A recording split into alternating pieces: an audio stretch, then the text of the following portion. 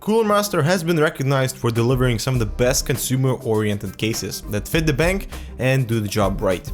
It was almost 2 years ago when Cooler Master upgraded the HAF series with the introduction of the full tower, the HAF X, that was leaning towards enthusiasts and water coolers. So today we're looking at the newest addition to the HAF series, the HAF XM. It is meant to close the gap between those who appreciate the industrial look of the case but don't necessarily agree with the size or the price of the HAF X.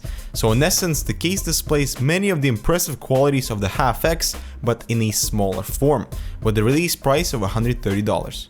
While it is considered to be a mid-tower, the chassis is fairly large. Perhaps a new category should be created that fits somewhere in between the full and the mid-size range.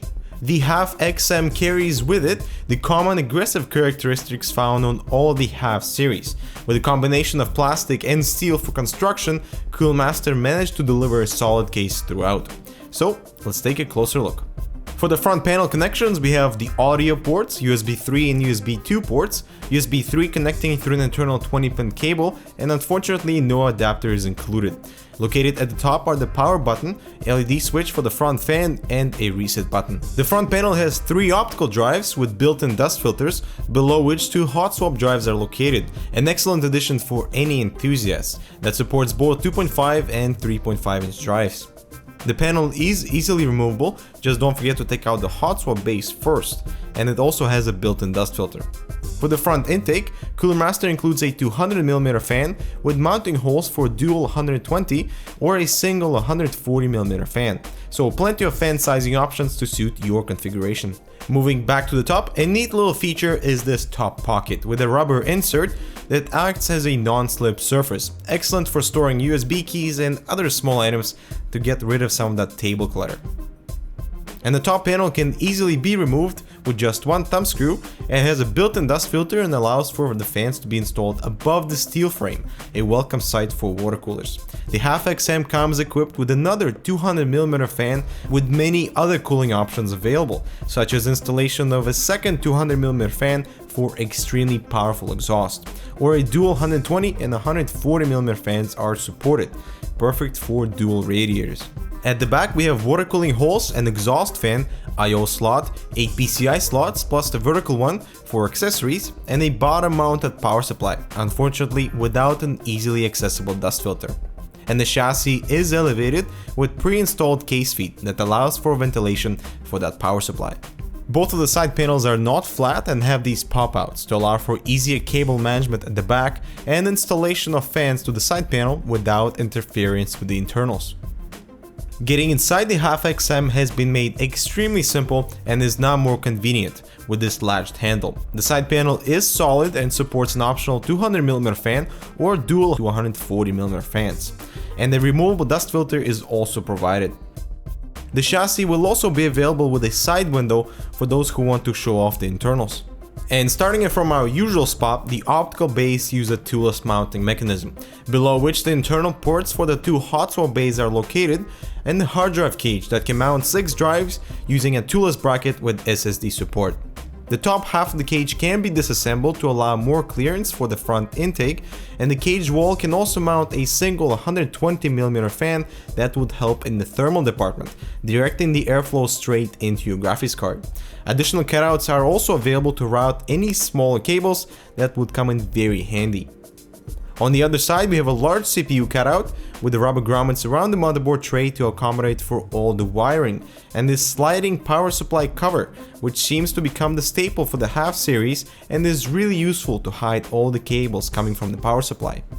The cover can slide based on the length of your power supply, but must be removed prior installation.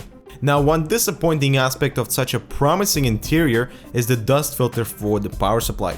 It is placed directly below the power supply, removal of which requires plenty of work just to clean the filter. And in a market where easily accessible dust filters are becoming a must, Cooler Master needs to step it up. It's a minor drawback that really shouldn't be overlooked in the future.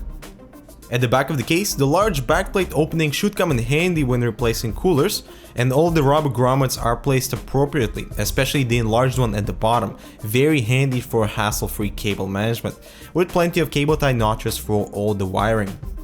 And one cool little feature is the ability to mount a single 2.5-inch drive right behind the motherboard tray.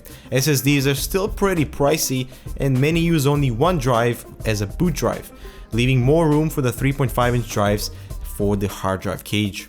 So beginning with the assembly, the cutout below the motherboard comes in quite handy, especially for routing those audio cables. And putting back the power supply cover, the system looks clean. And even with non-modular power supplies, all the excess cables can simply be hidden.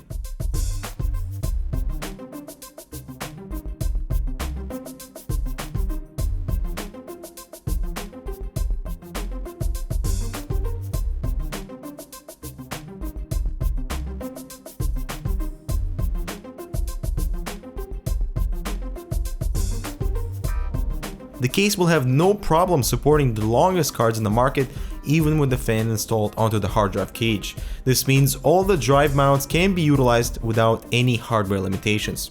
As you see, our 11.5 inches card still has plenty of clearance between the fan. So the HAF XM is quite impressive. Cooler Master has yet again delivered an outstanding chassis suited for enthusiasts. The essence of the HAF X is felt throughout, with indeed the high airflow design both for air and water cooling. The build quality is nothing to complain about, and internal hardware limitations are none, so the case is ready for practically anything. And lastly, Cooler Master's pricing for this high-end mid-tower is just right, entering the market at a really competitive price. The only flaw we see with this case is the placement of the power supply dust filter that is not accessible when the system is assembled, and it'll be frustrating removing the power supply just to get to the filter. And as with every case in the HAF series, the rough industrial looks may not be to everyone's taste. But thumbs up for Cooler Master's damn good and damn good value case, keeping up the tradition with practical and affordable chassis. Thank you guys for watching, and we'll see you next one.